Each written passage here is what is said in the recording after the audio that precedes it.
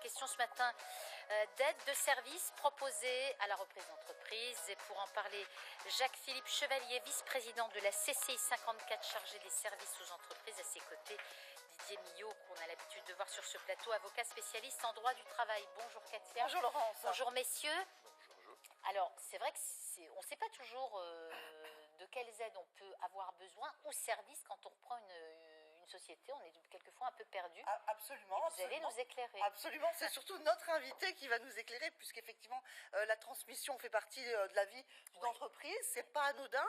De nombreuses questions, effectivement, se posent. Quand transmettre, pourquoi, à qui, comment passer le relais, effectivement, dans les meilleures conditions possibles. C'est ce que nous allons voir avec vous.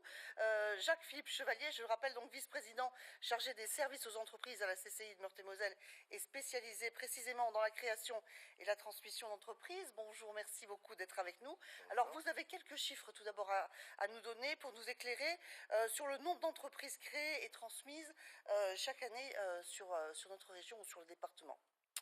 Alors ici sur la Meurthe-et-Moselle, je lis évidemment mes notes parce que je ne les connais pas tous par cœur. C'est entre 300 et 400 entreprises qui sont reprises chaque année en Meurthe-et-Moselle. Il y en a environ une centaine qui sont accompagnées par la CCI de Meurthe-et-Moselle. D'accord. C'est au niveau des chiffres dernièrement recensés ici dans ce département. D'accord. Alors, le nombre de transmissions baisse. Comment vous l'expliquez et comment lui redonner ses lettres de noblesse? Alors, le nombre de transmissions baisse. Il y a d'ailleurs un excellent article qui a été publié dans les Échos de la semaine dernière sur ce sujet. Je pense naturellement que la CCI fait énormément de choses pour pouvoir essayer de remédier à cette situation. Un des axes majeurs, c'est quand même la politique publique. Je pense qu'il faut quand même le dire. On est essentiellement orienté sur la création d'entreprises. On voit bien avec le régime des auto-entrepreneurs, les start-up, etc. Bon, tout ça fait énormément de mousse et tout ça est très bienvenu. Mais on a un capital qui est un capital de savoir-faire, un capital d'emploi, un capital qui est c'est tout l'intérêt de la transmission d'entreprise, c'est qu'on a un certain nombre d'entreprises qui ne trouvent pas preneurs. Oui. Déjà, c'est l'organisation du marché aussi. Il faut quand même savoir, et c'est là que, à mon avis, la CCI a un rôle très important à jouer, et je tiens quand même à dire aussi que la commission que j'anime sur ces services aux entreprises a décidé de faire de la transmission un axe prioritaire. D'ailleurs, le directeur des services qui travaille avec moi sur ce sujet a appelé ça le plan Marshall de la transmission. C'est pour vous dire qu'on a vraiment envie de faire quelque chose. Mais en gros, le marché se présente un peu de la façon suivante. Les grandes entreprises, il n'y a pas de difficulté. Toutes les banques d'affaires, etc., tous les réseaux, ça fonctionne. C'est des prix de cession qui sont intéressants et sur lesquels, évidemment, tout le monde a envie de travailler.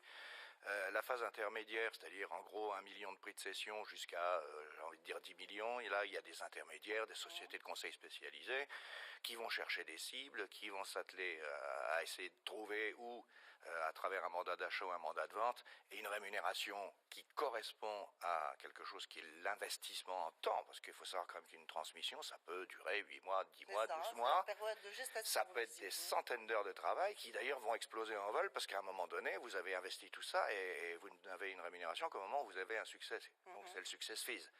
Alors après, il y a l'autre marché, alors le commerce arrive à peu près à s'en sortir, et on est acteur dans ce domaine, mais ce qui est vraiment un problème, c'est la petite entreprise, entreprise de 1, 2, 5 salariés, pour lesquels il n'y a pas d'intérêt économique, si vous voulez, dans ces cabinets de conseil. C'est donc tout naturellement, notamment à la Chambre de commerce, que revient l'animation du club des repreneurs. L'animation aussi, on a un site internet qui nous permet de mettre des annonces en ligne. Ça reste extrêmement difficile. Pourquoi? Parce que tout simplement, aller lever un chef d'entreprise qui va venir se présenter dans une réunion ou se faire connaître en disant je veux vendre mon entreprise, c'est extrêmement difficile. Ça se passe en coulisses. C'est ce que je vous disais quand on en avait parlé. C'est un peu comme la belle maison du village.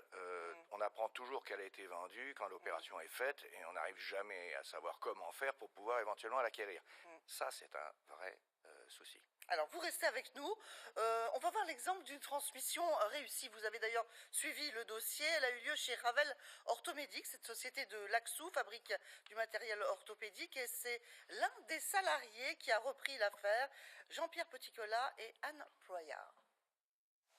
Alors voilà le masque, celui qu'il faudra thermoformer là tout à l'heure. Salarié de son entreprise, David Béthune est depuis le 17 mai dernier le nouveau patron de Ravel Orthopédique. Depuis 10 ans, Il travaille dans cette société de Laxou, spécialisée dans la fabrication de corsets, masques ou prothèses de membres. Orthoprothésiste de formation, au fil des ans, David a gravi les échelons pour accéder au poste il y a 2 ans de directeur adjoint. La reprise pour lui était naturelle, en voulant garder le même état d'esprit. J'étais déjà dans l'entreprise, tout le monde me connaît. Je ne vais pas devenir du jour au lendemain celui qui reste enfermé dans sa tour et qui ne s'occupe pas du métier et de ses salariés. Donc l'objectif, c'est une continuité dans cet esprit humain. C'est aussi le cœur de notre métier. On est toujours plus proche de nos patients et l'objectif est aussi d'être proche des salariés et de l'entreprise. Oui, David, tu as quelques instants, si tu veux bien? Oui. Son ex-patron, le voici, Alain Barthes, toujours dans l'entreprise. À la tête de cette société depuis 27 ans, aujourd'hui, et pour quelques mois encore, il accompagne le nouveau dirigeant. Bien que j'ai transmis les choses progressivement, je pense que déjà moi, ça me rassure un peu d'être présent à leur côté. Et puis je pense qu'aussi au niveau de l'entreprise, c'est bien vu et bien reconnu qu'il y ait l'ancien patron qui a su se mettre, je l'espère, en retrait pour que lui puisse exercer toute son autorité. Depuis 1 an et demi, le cédant, futur retraité, et le repreneur ont travaillé en osmose pour préparer au mieux cette passation d'entreprise. Il a donc accès au bilan, il a eu accès aux inventaires, à toutes ces choses-là. Je voulais justement rien cacher, que ça soit totalement transparent, puisque c'est lui qui allait reprendre cette entreprise-là. Il savait qu'elle était saine. Et pour cette reprise, David Bethune a bénéficié également d'aide et d'accompagnement pour mener à bien son projet. Bien aidé par la Chambre de commerce, entre autres, qui m'a aiguillé vers les bons partenaires pour pouvoir justement faire l'analyse de l'entreprise. Et les volontés du nouveau patron sont claires, développer l'activité et pérenniser les emplois de cette entreprise de 20 salariés.